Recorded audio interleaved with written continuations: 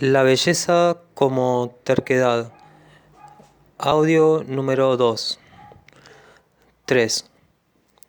Vaticinios moleculares. Beni vidi vici comparable a Vilus y entre algunos problemas matemáticos irresueltos.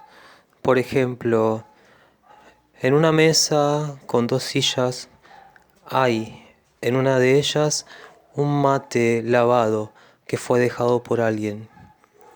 ¿Cómo pudo aquel que entró a la habitación darse cuenta de que ese mate había sido utilizado por 4 personas y que el mate no había sido abandonado adrede, sino que habían asesinado a las 4 personas sin que el mate dejara ninguna huella y no hubiese ningún tipo de indicio en la habitación? Problema número 2.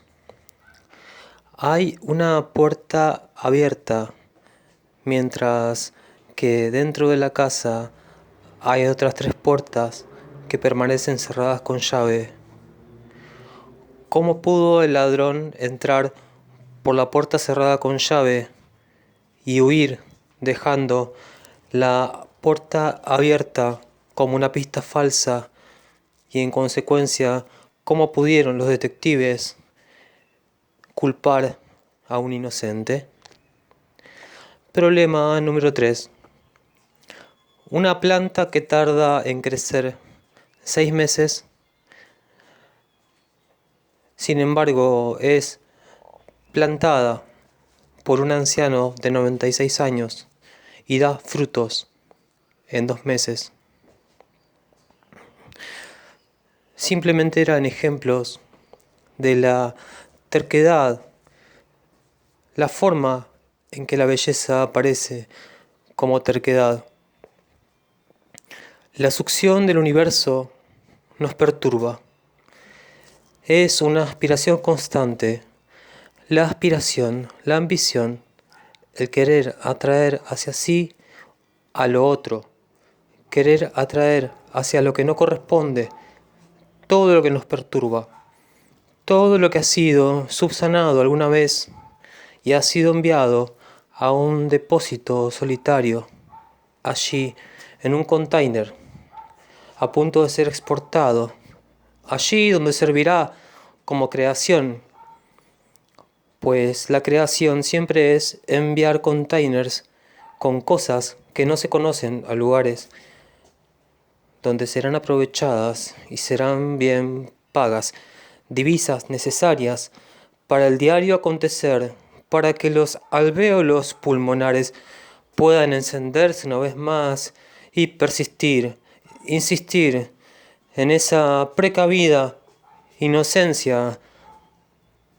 educada sentimentalmente para percibir las cosas de una forma equilibrada, desde un principio de realidad que las catapulte fervientemente hacia un ocaso necesario, interpretado, por supuesto, como una longevidad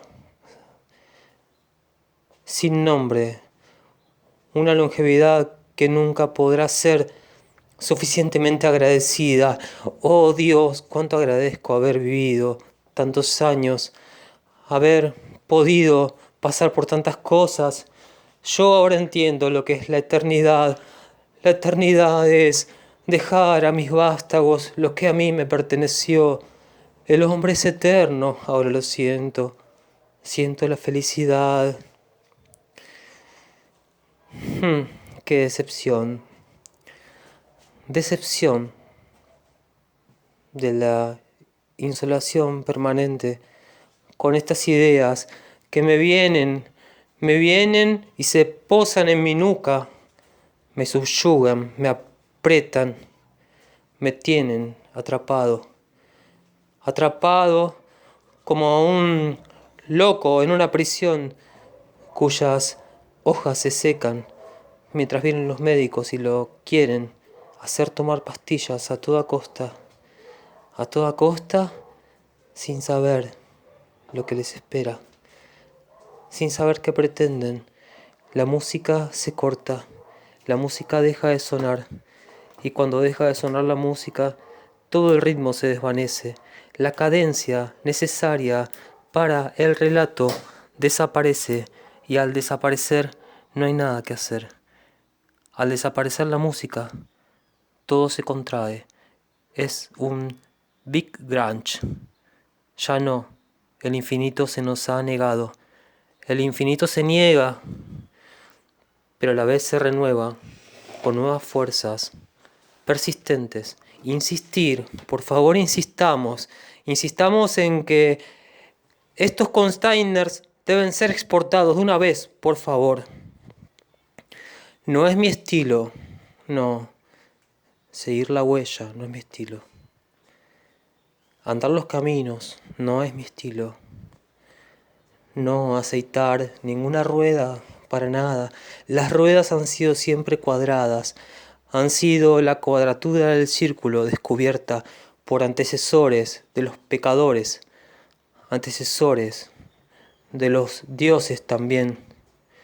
Una apariencia anormal, una apariencia de la que ya no quiero formar parte.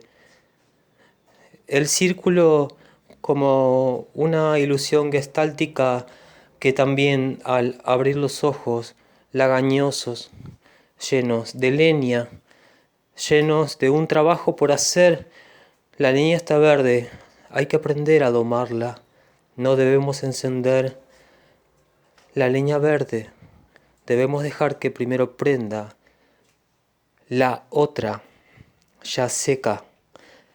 El otro es siempre una leña seca que debe ser prendida antes que nosotros. Enseñanzas, literatura oral, cuentos fantásticos, litigios persistentes en la memoria. Nuestros recuerdos están llenos de juicios en los que perdimos, en los que nuestros testimonios no fueron bien apreciados, en los que nosotros intentábamos dar todo y fuimos condenados a la horca. ¿Qué fuiste en una vida pasada? ¿Acaso importa? Sí importa. ¿Acaso lo sabrás? Tal vez con una terapia que indague ese sentido de las cosas. Pero qué va, si no podemos ni siquiera lidiar con cómo preparar un café con leche, ¿qué vamos a lidiar con las vidas pasadas? Así aparece la paradoja de cómo el acceso a un conocimiento total de nuestra esfera energética permanente, más allá del tiempo y del espacio, con una duración que no puede compararse con la eternidad, ni tampoco con otro tipo de términos médicos ni espirituales. Esa vida sin ningún límite, accediendo a ella ni siquiera podemos entender nuestro propio presente. Esa es una paradoja, un techo sobre el que deberíamos empezar a construir. Construir como quien dilata cierto músculo y lo potencia para que reciba a otra cierta cantidad de músculos que también se dilatan, pero de otra forma. Los opuestos, los complementarios, sangre adentro, sangre afuera, músculos que se hacen un hueco, músculos que se transforman en una gran montaña para escalar, escalar y escalar. La escalera como metáfora de todo aquello que se derrumba, pues cada cosa que se derrumba ante nosotros se transforma en un escalón que subir. ¿Qué otra cosa es la escalera, sino más bien una pila de escombros de un monumento ya derrumbado, de una civilización antigua o futura, que ha dejado restos materiales, con una forma siempre tan antiestética. La escalera es, por definición, antiestética. La escalera es como un recurso último, un recurso de emergencia, como si la eternidad hubiese decidido que nosotros deberíamos tener una posibilidad de adentrarnos en sus entrañas, y así transforma los escombros estériles y muertos en una serie de peldaños por los que ascender. Y al ascender por los peldaños nos damos cuenta de que cada vez todo se va derrumbando más y más, y como en un sueño en el que corremos sin avanzar, aquí subimos por la escalera y vamos descendiendo. Otra paradoja: paralelo, junto a, no pensar. Lo que tiene de bueno la paradoja es que nos permite siempre correr a su lado, ir todas las tardes al parque a dar unas vueltas por la plaza, correr junto a la paradoja, pero ella no nos va a tocar. Si no le hacemos nada, ella no nos hará nada. Pero ¿qué sería hacerle algo a la paradoja? Y sería, por ejemplo, tocarle el hombro o intentar ponerle un pie a ver si se cae, o simplemente llamarla. Pero mientras nos mantengamos contenidos, mientras contengamos nuestros movimientos, mientras no pensemos tampoco demasiado en ella, seguirá corriendo junto a nosotros y todo parecerá estar bien. Y al volver a nuestra casa, después de haber corrido una media hora, volveremos a pensar en ciertas cuestiones, como problema matemático número 4. Hay una bolsa vacía y en ella ha habido un osito de peluche. Sin dejar rastros ha desaparecido. ¿Cómo sabe aquel que viene y ve la bolsa vacía, como si nunca hubiera sido utilizada, que ha habido un osito de peluche? ¿Y cómo sabe el mismo osito de peluche que en ese momento en el que él está en el tacho de basura hay alguien pensando en él? Cuestiones de la vida, cuestiones con tanto sentido que nos resulta chocante, absurdo. Casi como llegando al cordón de la vereda en el que ahora se sentó la paradoja a descansar, porque las paradojas también se cansan. Son humanas, las paradojas se cansan. Pueden prepararse para una maratón de 21 kilómetros, pero se cansan. Necesitan reposar un rato. Entonces nos sentamos junto a ella, le convidamos nuestra agua, y al convidar nuestra agua nos damos cuenta de que nos acaba de contagiar. 4. La ablación de los ojos. Es muy ajeno a mi estilo seguir y seguir la huella. Ya sé que es muy alejado de mí pernoctar por donde paso, detenerme en cualquier lugar extraño y dormir como un puerco y levantarme el otro día. Yo no soy de esos. Yo soy un viajero que deslumbra con su paso, gastando todas sus energías en la apariencia, pero por dentro está podrido, muy enfermo, sus entrañas se están deshaciendo, sangra todo el tiempo. Todo lo que hace es sangrar sin dolor, sin apertura espiritual. Sangra como una máquina que está encargada simplemente de triturar la carne y sacarla hacia afuera, producir embutidos y otros productos muy consumibles a muy bajo costo, por supuesto en otros países, no en el nuestro, pero así funcionan las cosas así yo seguiré, persistiré, quebrándome, doblegándome en las condiciones que persisten y se sobreponen a mi ambición de persistir en la actitud de no reconocer ese hecho. Otros otoños que también me sumergieron dentro de una hoja seca, me sumergieron porque yo tenía una pasantía, era ayudante de investigación. Querían ver qué es lo que sentía la hoja al caer. Hacíamos entrevistas a varias hojas secas que estaban cayendo desde el árbol. Piensen que si una hoja cae en 10 segundos, ese tiempo para nosotros representaba un periodo de 2 meses. Por eso estábamos tranquilos, sabíamos que teníamos tiempo. Entonces entrevistábamos a las distintas hojas que ya ancianas casi no podían pronunciar palabra. Sin embargo, algunas de ellas nos llegaron a decir algunas cosas.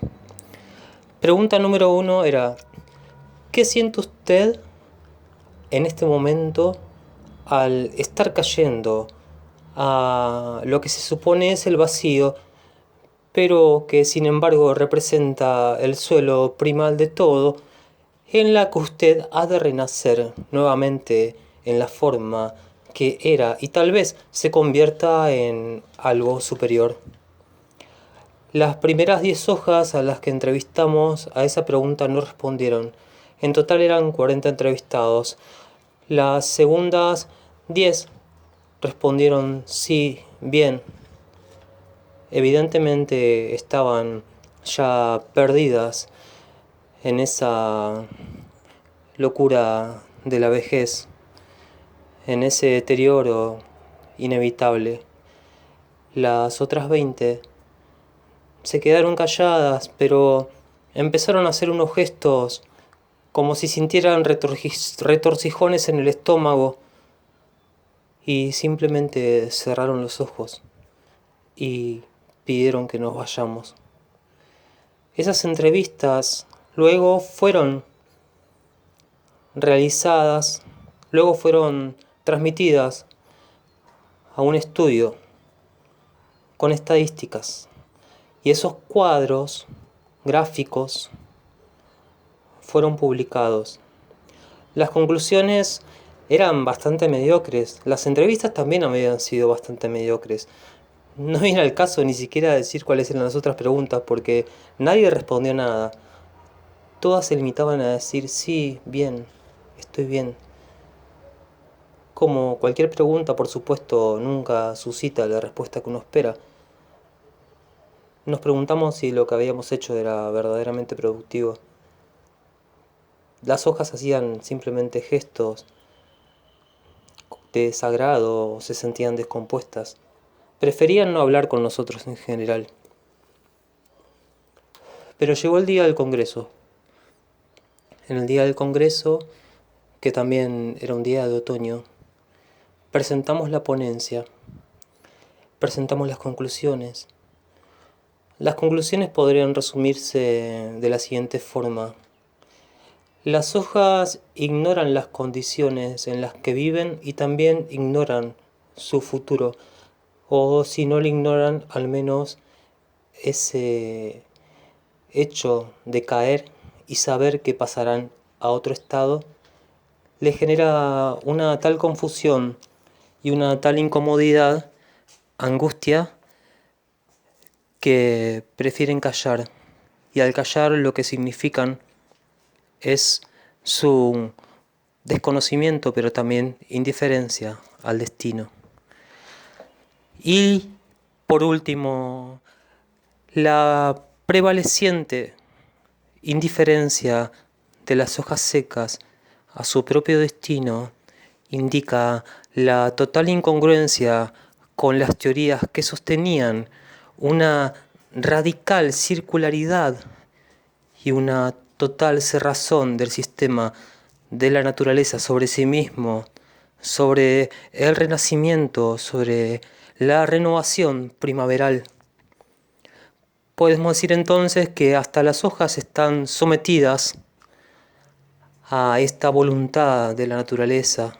¿Quién sabe qué les ha prometido ella para convencerlas de que caigan de una vez al campo, al piso, al suelo, al estrato de minerales? ¿Quién sabe qué desearían ellas? En todo caso, ese deseo quedó completamente sepultado para siempre. En ese momento muchas preguntas fueron hechas. Por ejemplo, ¿cómo llegaron a esas conclusiones? Si es evidente la circularidad del ciclo natural. Aparte, sus preguntas estaban bastante viciadas. Me parece que ustedes lo que están haciendo es política.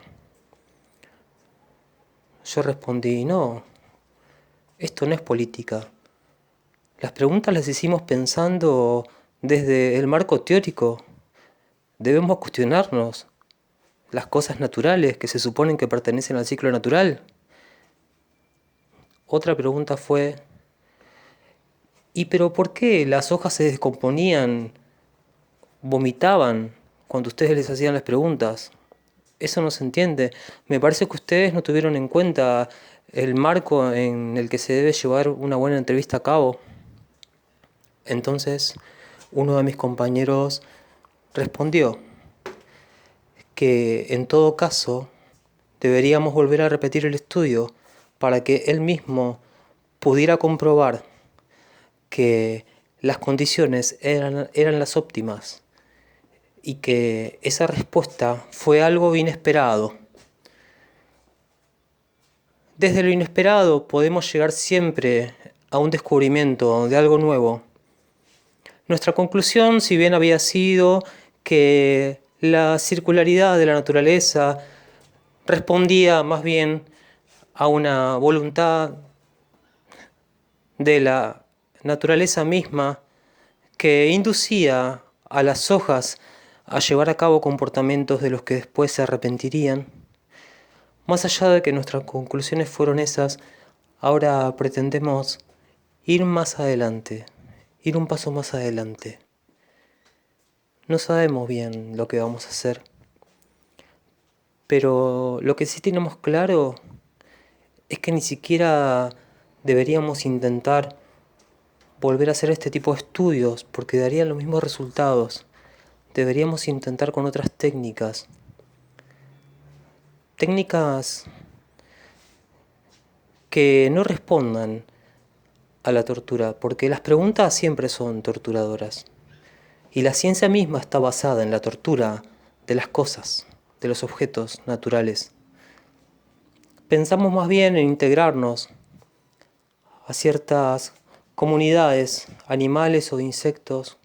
Por ejemplo, integrarnos a una comunidad de hormigas y intentar ver, observar cómo funciona en realidad esa sociedad que nos empecinamos a asemejar con una sociedad humana que antropomorfizamos permanentemente sin darnos cuenta de nada.